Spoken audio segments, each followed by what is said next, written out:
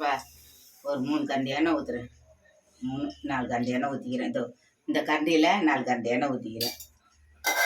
என்ன பண்ண போகிறீங்க? இதோ 100 பகடா வாங்கிட்டு வந்தோம். அதுதான் இப்போ இட்லிக்கு தோசைக்கு குழம்பு வைக்க போகிறோம். பகடா குழம்பு வைக்க போகிறோம். பக்கோடா குழம்பா? ஆமாம், பகடா குழம்பு. பக்கோடா குழம்பு. இந்த பாருப்பா, கடுகு பருப்பு போடுறேன்.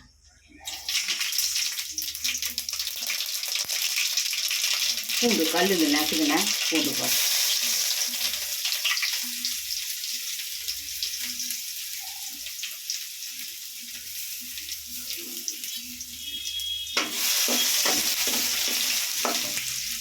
இதோ வெங்காயம் போடுறேன்.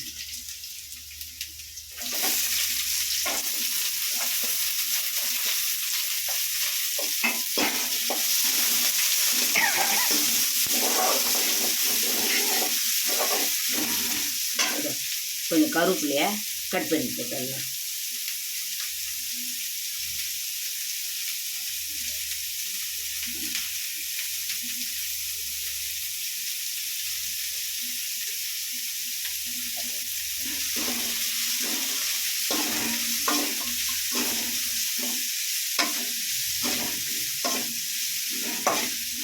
பூண்டு போட்டு கொஞ்சம் வதங்கட்டுன்னு வெங்காயம் போட்டப்பா. வெங்காயம் கொஞ்சம் நல்லா வதங்கட்டும். ஒரு 2 தக்காளி அரைச்சி வச்சுருக்கிறேன். தக்காளியை தான் போட்டு குழம்பு வைக்க போகிறோம். மிக்சியில் அரைச்சி வச்சுருக்கிறேன். பக்கோடா குழம்பா? ஆமாம், பக்கோடா குழம்பு. இப்போ வந்து வெங்காயம் வதங்கிச்சு. இதோ 2 தக்காளி அரைச்சி வச்சுருக்கிறோம் மிக்சியில். அதை தான் ஊற்ற போகிறோம். பெரிய தக்காளி ஒரு 2 தக்காளி அரைச்சி வச்சுருக்கிறோம். அதுதான் ஊற்றுறோம்.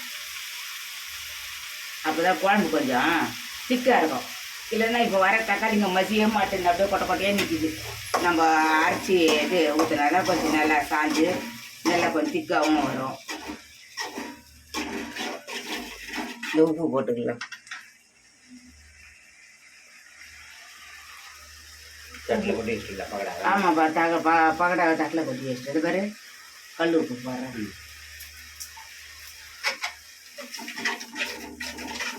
இதில் கொஞ்சம் மிளகாத்தூள் போட்டுடலாம்.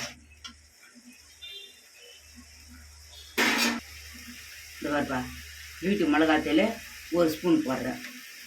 அவ்வளோதான், போதும். இதுவே நல்லா காரமாக நல்லாயிருக்கும். வெயிலுக்கு காரம் கம்மியாக போடுங்க. ஆமாம், காரம் கம்மியாக இருக்கும். இது கரெக்டாக இருக்கும். இந்த 1 டீஸ்பூன் காரம் கரெக்டாக இருக்கும். இதுக்கு கொஞ்சம் தண்ணி ஊற்றிடலாம். கொஞ்சம் தண்ணி ஊற்றிடலாம் நம்ம.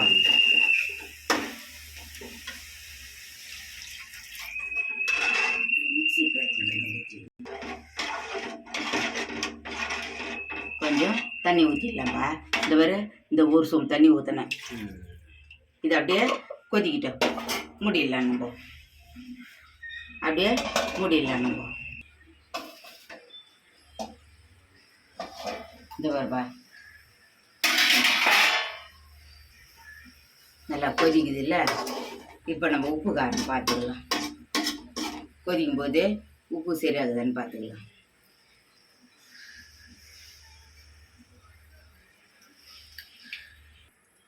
உப்பு கொஞ்சம் பார்த்துக்கலாம். உப்பு கரெக்டாக இருக்குப்பா. உப்பு கரெக்டாக இருக்குது. இதோ இப்போ இந்த பகடாவை இதில் போட்டுடலாம். அவ்வளோதான். நல்லா கொதிச்சுதுன்னா அதில் எடுத்து போட்டுற வேண்டியது தான். நல்லா கொஞ்சம் கொதிக்கிட்டோம். கொதிச்சதுமே இதை போட்டுற வேண்டியது தான்.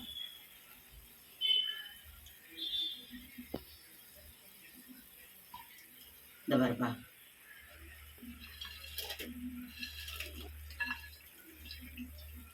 போட்டாச்சா? அவ்வளோதான். அப்படியே கொஞ்சம் கொதிக்கிட்டேன்ட்டு இறக்கி சாப்பிட வேண்டியதா. தோசை சுட்டுட்டு இது செய்ய போகிறோம். தோசைக்கு இவர் தான் சட்னி? ஆமாப்பா, பக்கடா குழம்பு. மாவு கரைச்சி வச்சுக்கிறோம். மாவு தோசைக்கு கரைச்சி வச்சுக்கிறோம்.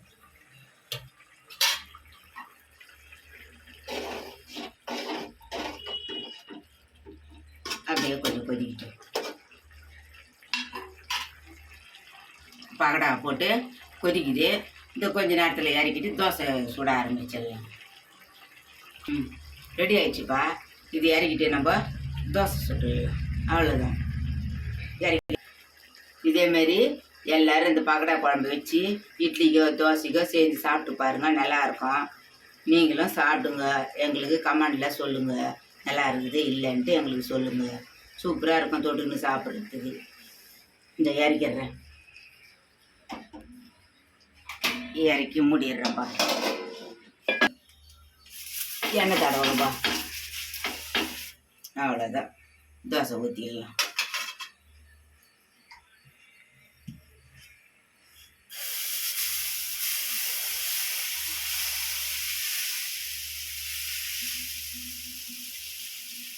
நம்ம எவ்வளோ பேசுவோனாலும் ஆக்கிக்கலாம். அதை வானத்தில் நிலம் வரைக்குது தோசை.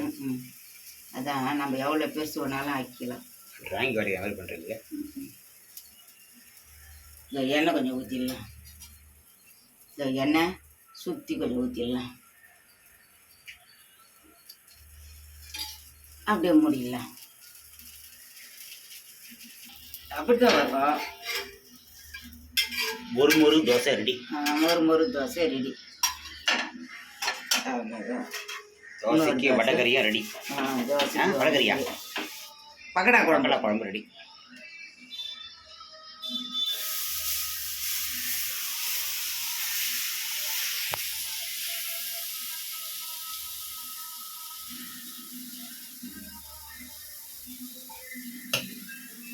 அப்படியே மூடிடலாம்.